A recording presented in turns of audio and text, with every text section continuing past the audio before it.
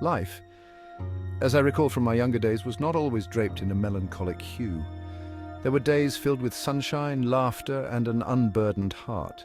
The world seemed vast and full of endless possibilities, a canvas waiting to be painted with the vibrant colors of my dreams.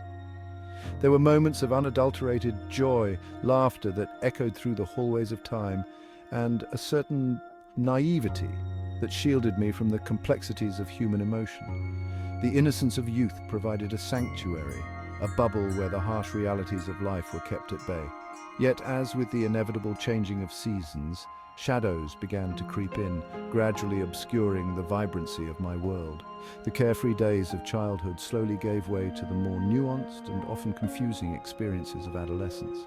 I distinctly remember those initial encounters with sadness, fleeting moments that left me feeling a tad melancholic, like a solitary cloud momentarily obscuring the sun on a bright summer's day. These moments were brief but poignant, leaving an indelible mark on my young heart. These episodes were subtle, almost imperceptible at first. A sudden pang of loneliness in the midst of a crowd, a sense of longing that I couldn't quite place. They were like whispers in the wind, barely audible but persistent. A wave of dejection washing over me for no apparent reason, a lingering sense of emptiness amidst moments of shared laughter. It was as if a part of me was always standing on the periphery, watching life unfold from a distance. I dismissed them as mere passing fancies, attributing them to fatigue, a touch of the blues, or perhaps the capricious nature of youth. After all, everyone has their off days, right?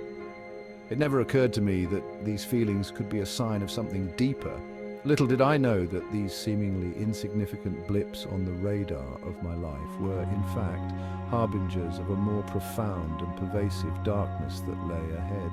They were the first inklings of a struggle that would come to define much of my inner world. As time marched onward, these fleeting moments of sadness began to linger a bit longer, their intensity gradually increasing. What once were brief interludes of melancholy started to stretch into longer periods of gloom.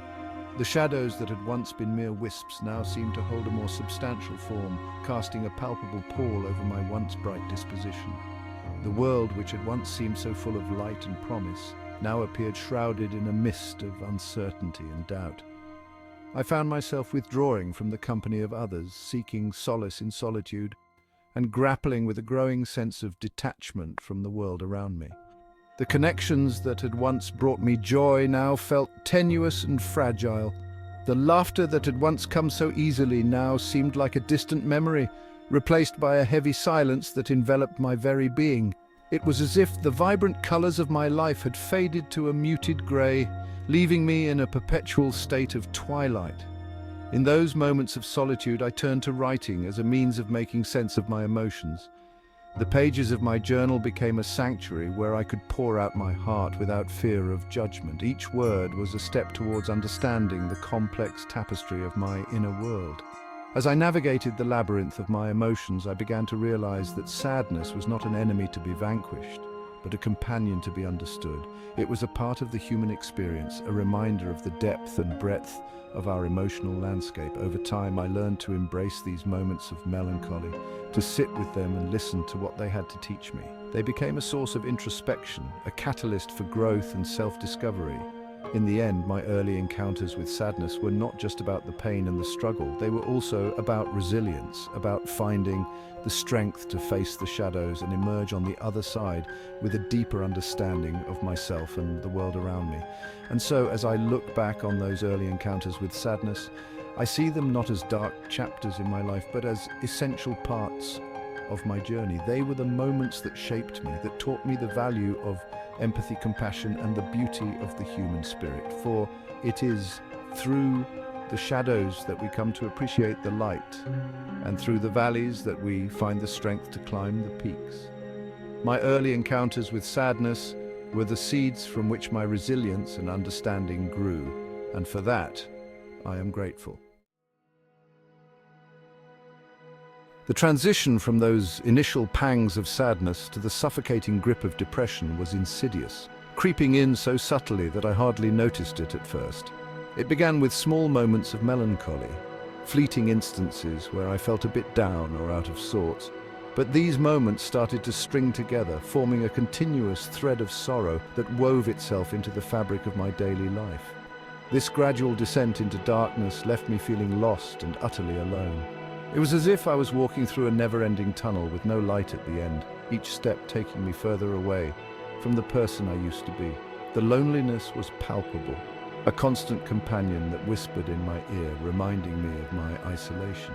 It was like being caught in a dense fog, disoriented and unable to find my way back to the familiar warmth of the sun. The world around me seemed to blur, and I struggled to see the path ahead. Every direction felt uncertain. And the more I tried to navigate through the haze, the more lost I became.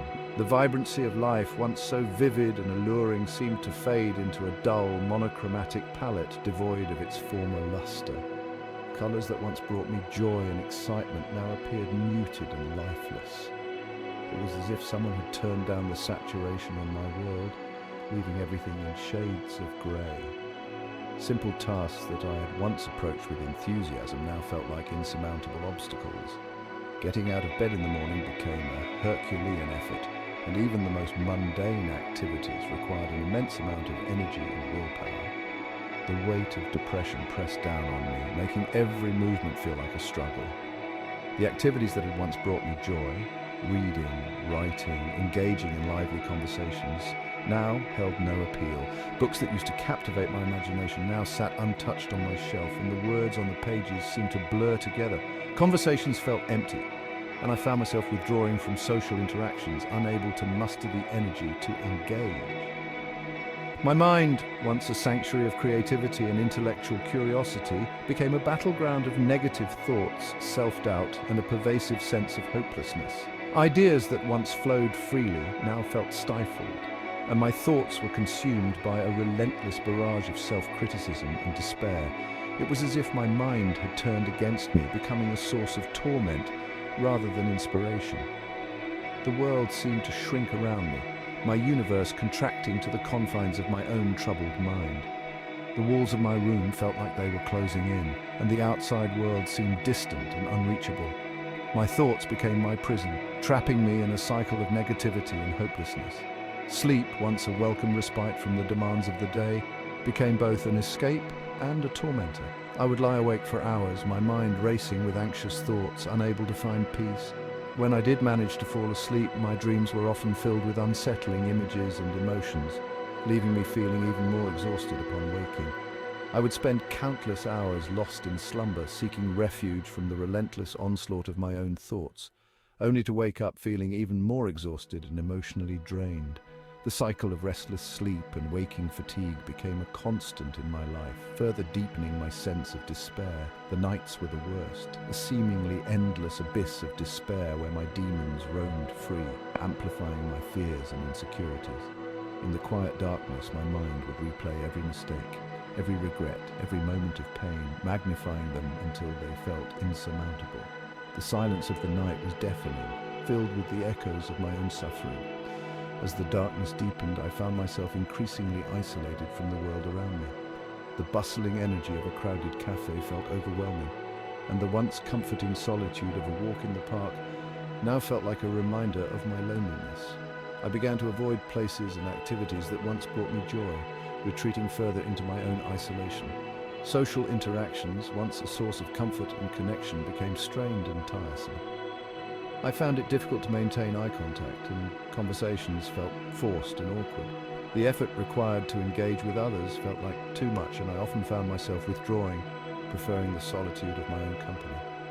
I withdrew from friends and family, convinced that they wouldn't understand the depths of my despair, or, worse yet, would judge me for my inability to simply snap out of it. The fear of being misunderstood or judged kept me from reaching out, and I built walls around myself, shutting out those who cared about me. The more I isolated myself, the more entrenched I became in my own private hell, my world shrinking with each passing day. The walls of my isolation grew higher, and the light of hope seemed to fade further into the distance. I felt trapped in a never-ending cycle of despair, unable to see a way out.